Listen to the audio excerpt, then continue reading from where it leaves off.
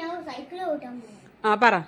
ഞാന് അന്ന് തീയപ്പൂപ്പ വഞ്ചിയിലിട്ട പൈസയില് ഒരു 500 കൂടെ എനിക്കുണ്ടായിരുന്നു. അപ്പൊ അത് പക്ഷെ ഞാൻ ഇട്ടില്ല. 4 ഉള്ളു വരുന്നു. അതെന്താ 2000 രൂപയുണ്ട്.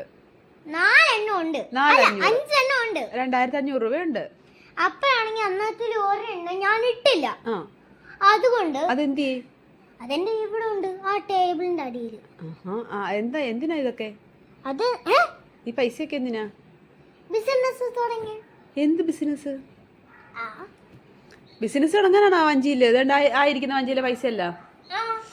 എന്നിട്ട് അപ്പൊ സ്കൂളിൽ പോണ്ടേ?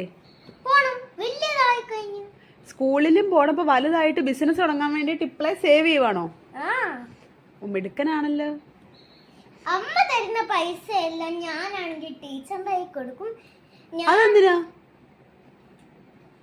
ഫീസ് കാർഡും അതൊക്കെ എടുക്കണ്ടേ? ഫീസ് അത് വേറെ. എന്നിട്ട് ഓരോരുത്തോന്ന് കിട്ടുന്ന എല്ലാ പൈസയും ഞാനാണെങ്കിൽ അതിനകത്ത് കൊണ്ടിടും. അമ്മ തരുന്നൊക്കെ അതിനകത്ത് കൊണ്ടിടും. അല്ല, വിഷുവിനോ വല്ല എന്തെങ്കിലും തന്നാലോ വല്ലോ അവിടെ കൊണ്ടിടും. അത് ഇപ്പൊ എനിക്ക് വിഷുവിന് കിട്ടിയതാ. ആ വഞ്ചി ഇങ്ങോട്ട് കാണിച്ച് നോക്കട്ടെ എത്രയുണ്ടെന്ന്. 4 ഒന്നത്തിലുണ്ട്. അതും കൂടെ കൂട്ടി 5.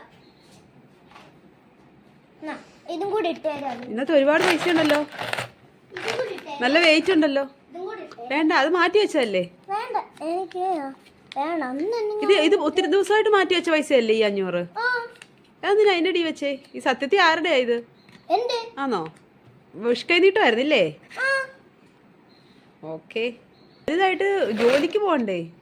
അത് ബിസിനസ് ചെയ്യണോ? ജോലിക്ക് എന്താ ഉദ്ദേശിക്കുന്നത്? ജോലിയും വേണം. ഏത് ഈ ബിസിനസിന്റെ ഐഡിയയോ? പിന്നെ എന്ന് മനസ്സിലായില്ല. പൈസയോ? അത് യൂട്യൂബിലിടാ. എന്താ?